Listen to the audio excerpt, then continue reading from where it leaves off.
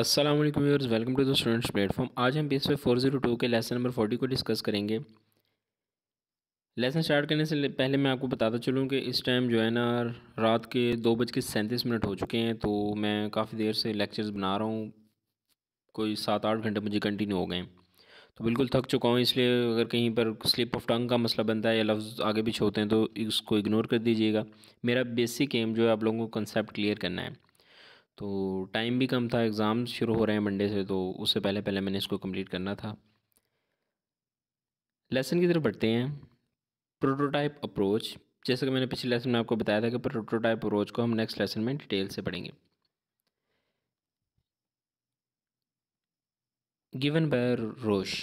इनके मुताबिक हम मुख्तलिफ आइटम्स का जहन में प्रोटोटाइप बना लेते हैं। जो प्रोटोटाइप में आइटम जिस आइटम से मैच करते हैं इन्हें एक कैटेगरी में डाल लेते हैं। स्पैरो एक परिंदा है क्योंकि परिंदे के प्रोटोटाइप से मैच करता है।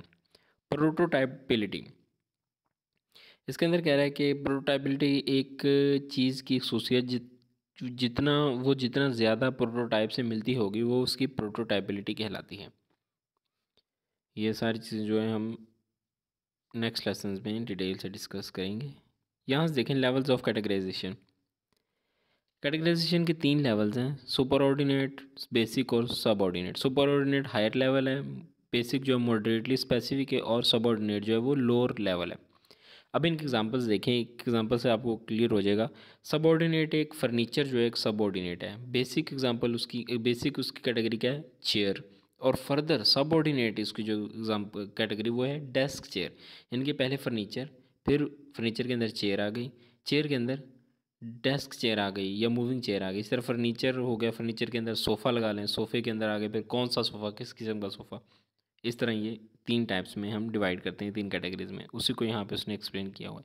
एग्जाम्पलर, इसके मुताबिक हम पहले एक कंसेप्ट की एग्जांपल याद करते हैं और फिर इसके बाद नए स्टिमुलस को देखकर फैसला करते हैं कि ये एग्जांपल से कितना करीब है जो कि हमारे जहन में है। मसलन आप डिप्रेशन की बहुत सी केस स्टडीज़ पढ़ें और फिर एक किसी आर्टिकल में एक बंदे की बीमारी की डिस्क्रिप्शन पढ़ें, जब कोई जिससे कोई फिज़िकल इशू है लेकिन वहाँ पर डिप्रेशन का लफ्ज़ इस्तेमाल ना हो, लेकिन आप एग्जांपल पढ़ चुके हैं, इसलिए इसके हिसाब से आप इसे डिप्रेशन की कैटेगरी में डाल देंगे। अगर यहाँ पे एक एग्जांपल दी गई है जो कि जनरल एक्सपेरिमेंट है, सच इम्पॉर्टेंट नहीं है, मैं स्किप कर रहा हूँ। टॉपिक 178 भी इसी की कंटिन्यूशन एग्जाम्पलर की। एक परिंदा जो हमने पहले कभी नहीं देखा होता लेकिन इस जैसे और बहुत से परिंदे देखे होते हैं, तो हम इसी बेस पर उसे परिंदे की कैटेगरी में डाल देते हैं। हम कह रहे हैं कि एनिमल से इंसेक्ट्स को एनिमल से डिफ़र करते हुए टिपिकल और नॉन टिपिकल दोनों मिसालों को जहन में लाते हैं। इंसेक्ट की टिपिकल मिसाल मक्खी है, शहद की मक्खी है, और नॉन टिपिकल मिसाल जो है वो कैटरपिलर है, ग्रास ऊपर है।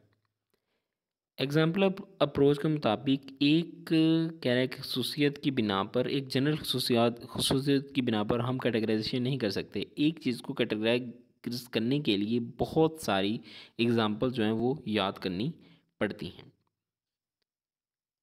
व्यूअर्स, ये था हमारा lesson. I hope I made it clear. मिलते हैं जल्दी नेक्स्ट लेसन के साथ। टिल देन टेक केयर, अल्लाह हाफिज़।